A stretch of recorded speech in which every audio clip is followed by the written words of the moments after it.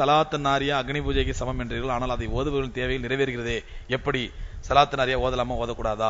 திருப்பதி வெங்கடாச்சலபதியிட்ட போயிட்டு கேளுங்க, தேவை நிறைவேறிச்சாண்டே நிறைவேறிச்சுன்னு சொல்லுவாங்க. திருப்பதி வெங்கடாச்சலபதியில போய் உண்டியில போய் போட்டு வந்திருக்காங்களே, அவங்கள்ட்ட போனியப்பா வேலைனா, ஐயோ ஏன் தாராளமா நிறைவேறிச்சே அப்படிங்குவா. அவ வெங்கடாச்சலபதியில போய் உண்டியில போடலாமா? வேளாங்கண்ணி மாதாட்ட போயிட்டு வந்தவங்களுக்கு கேளுங்க, ஏன்பா போயிட்டு வந்தீப்பா வேலை காரியம் நிறைவேறிச்சா? நிறைவேறிச்சுங்க. அப்ப வேளாங்கண்ணி மாதாட்ட போலாமா? சலாத்து நாரியா ஓதுறதுனால தேவைகள் நிறைவேற்றி அப்படின்னு சொன்னா இதுலயே நம்பிக்கை அடிபட்டு போச்சு. நம்முடைய தேவையை நிறைவேற்றணும் அல்லாஹ் இல்ல, இந்த சலாத்து நாரியா தான். ஒரு கால் இந்த சலாத்து நாரியாக்கு அவ்வளவு ஒரு பவர்ஃபுல் சக்தி இருந்து அந்த சலாத்து நாரியாவினால் தேவை நிறைவேறும் என்று இருந்தால் கண்மணி நாயகம் ஸல்லல்லாஹு அலைஹி வஸல்லம் இந்த உம்மத்துக்கு சொல்லி தராம மறைச்சிட்டு போயிட்டாங்க. நவுதுபில்லாஹ். இப்படி ஒரு அற்புதமான காரியம் இருக்குது, தேவைகள் நிறைவேறதுக்காண்டி இப்படி ஒரு வழி இருக்குது. இந்த வழியை ரசூலுல்லாஹ் இந்த உம்மத்துக்கு சொல்லாம மறைச்சிட்டு போயிட்டாங்க. நவுதுபில்லாஹ். அப்படிதான் அர்த்தம் அதுக்கு.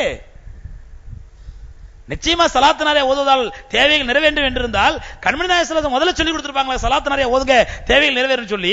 ஏன் ரசூலுல்லாஹ் சொல்லி தரல? சலாத்து நாரியாங்கிற சலவாத்தே ஹதீஸ்கள்ல கிடையாது, அது ஒரு பிதாத்தான சலவாத்தாச்சே.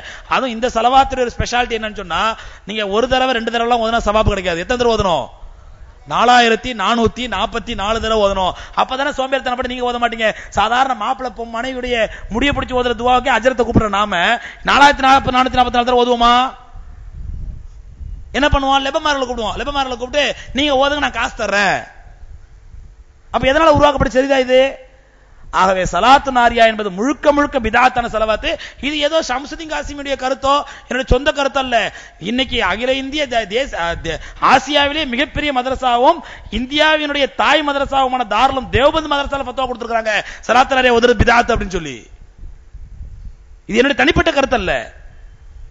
அதனால சலாத்து நாரியா ஓதுனா தேவைகள் நிறைவேறுதே அப்படின்னு சொன்னா இது ஆதாரமா எடுக்க முடியாது. ஷைத்தான் நிறைவேற மாதிரி காட்டுவான். ஏன்னா அவனுடைய நோக்கம் பெருமானாசா எவ்வளவோ கண்மணி நாயகம் ஸல்லல்லாஹு அலைஹி வஸல்லம் சொல்லி சுன்னத்தான துஆக்கள் இருக்குதுங்க. கந்திஷ்டிக்கு ரசூலுல்லாஹ் துஆ சொல்லி கொடுத்திருக்காங்க. நோய் வந்தால் அந்த துஆ ரசூலுல்லாஹ் சொல்லி கொடுத்திருக்காங்க. காய்ச்சல் அடித்தால் காய்ச்சலுக்கு என்ன துஆ ரசூலுல்லாஹ் கத்து கொடுத்திருக்காங்க. அந்த சுன்னத்தான துஆக்களை ஓதினால் நன்மை கிடைக்குமா? காரியம் நிறைவேறுமா? பிதத்தான துஆ ஓதினால் காரியம் நிறைவேறுமா? கபர்களை ஜியாரத் செய்யும் பெண்களை அல்லாஹ் சபிக்கிறான்.